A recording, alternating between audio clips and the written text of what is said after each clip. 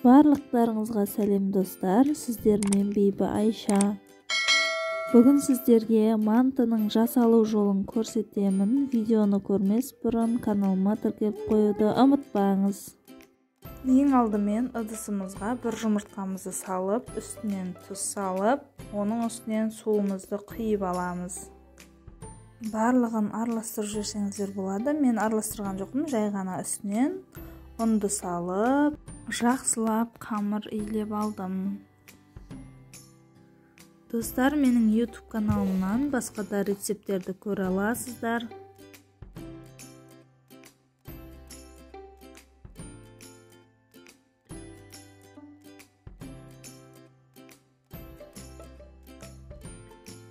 Осылай қамыр илегенде ыдысымыздың ішкі жағын, яғни қолымыздың сыртқы жағымен осылай сүртіп отырамыз, өйткені ыдысымыздың айналасына жағылып қалмас үшін.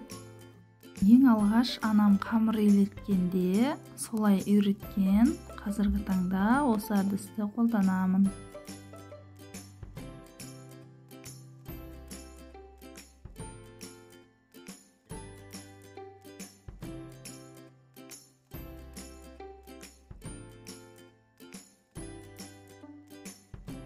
Міне осылай әдемі қамыр илейміз. Міне дап-дайын болды. Ыдысымыз да тап-таза болып тұрады. Ендігі кезекте пияздарымызды алып турап аламыз. Мен турап қойғанмын. Соның үстіне дайын фаршымызды салып аламыз.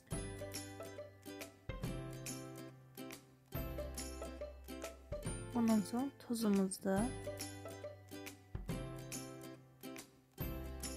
қара бұршымызды салып, жақсылап араластырып аламыз.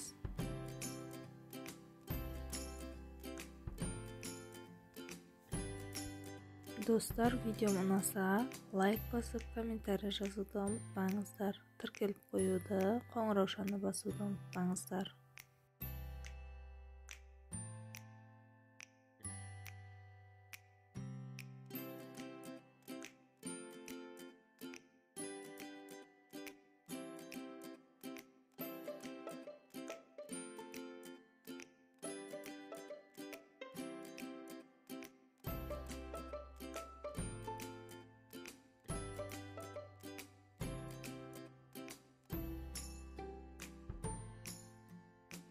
Еттеріміз әдемі болып көтеріліп тұру үшін кішкене су қосып жіберсеңіздер болады, сүт қосып жіберсеңіздер де болады.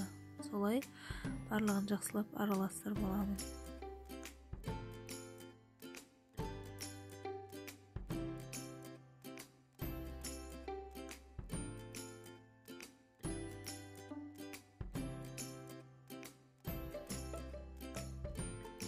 Дайын болған фаршымызды бір шетке алып қойып, енді қамырымызды алып екіге бөліп аламыз. Менде жұмсақ қамыр болды.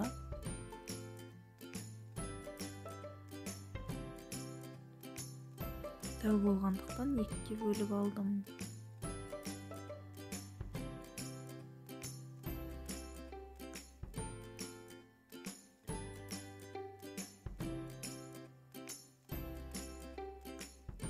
Осылай дөңгелектеп аламыз екеуін де.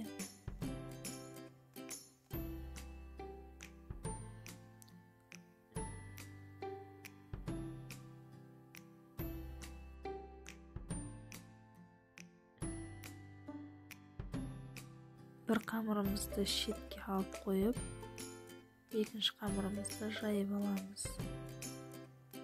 Әдемілеп астына ұнын сеуіп, жабысып қалмас үшін. Менде жұмсақ қамыр болды.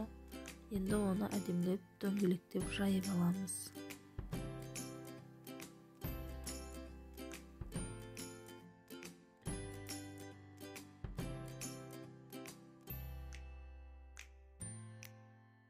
Қамырымызды оқтаудың көмегімен жайып аламыз.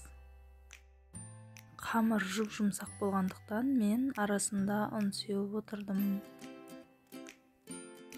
Қамыр құрғақтау болса, көп ұн сеудің қажет жоқ, қатып қалуы мүмкін.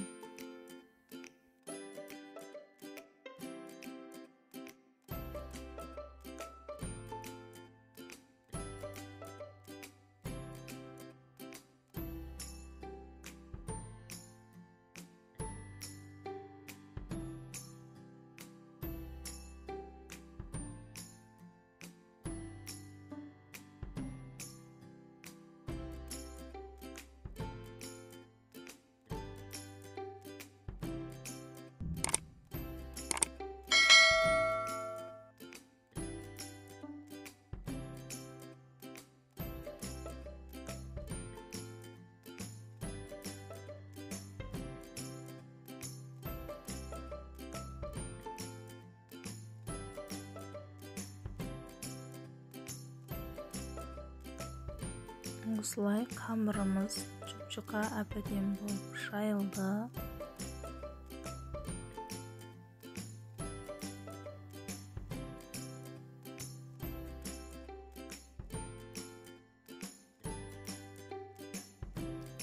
Енді кесіп аламыз.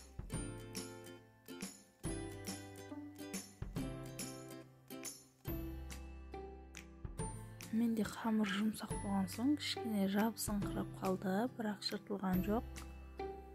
Осылай видеодағыдай жайып аласыздар қамырды. Сонан соң пышақтың көмегімен кесіп аламыз.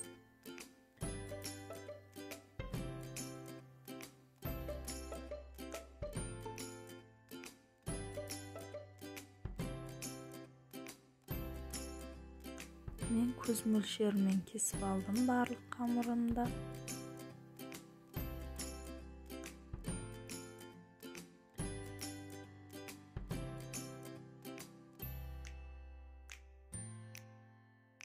Видеодағыдай қамырымызды тағы да жайып алып, ұзынша қылып үстінен қойып, солай төртбұрышты қылып көз мөлшерімен кесіп аламыз.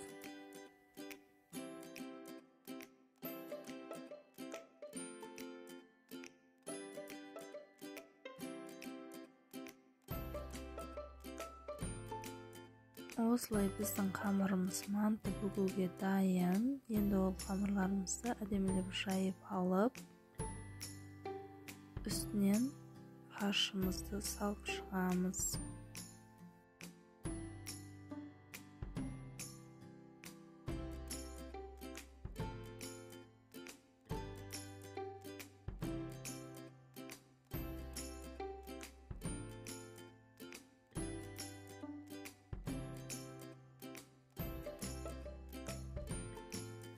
Осылай барлығын салып алып, сонан соң барлығын бүгіп аламыз.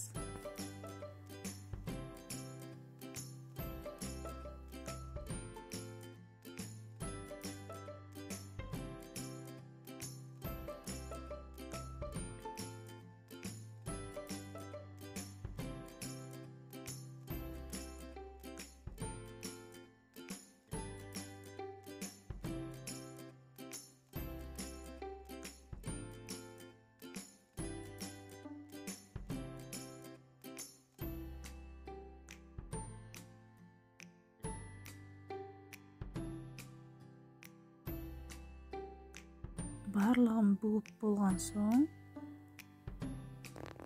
мантабаркымыздың дистін майлап аламыз сұйық маймен.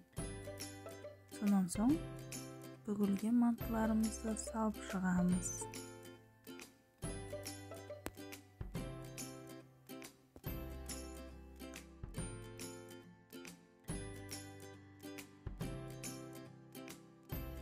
Арасын кішкене ашықтау қылып қойған дұрыс. Осылай кішкене ашық болған дұрыс. Бір-біріне жабысып қалмасы үшін. Міне осылай біздің мантыларымыз осылай пісіп жатыр. Мен мантыны 45 минутқа пісіремін. Етпен болған соң 45 минутқа пісіріп жатырмын, ал асқабақтан жасалса, онда 30 минутқа пісірсе болады. Ал біздің мантымыз дайын болды. Енді оның дәмін көреміз. Үстіне пиязын бөлек майға қуырып алдым.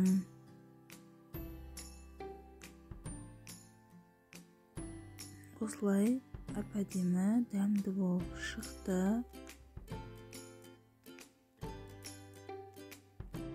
Дәміне қарай майонез, кетчуп қосып жесеңіздер де болады. Мен өзім айранмен, үйдегі огонекпен дастарханға ұсындым.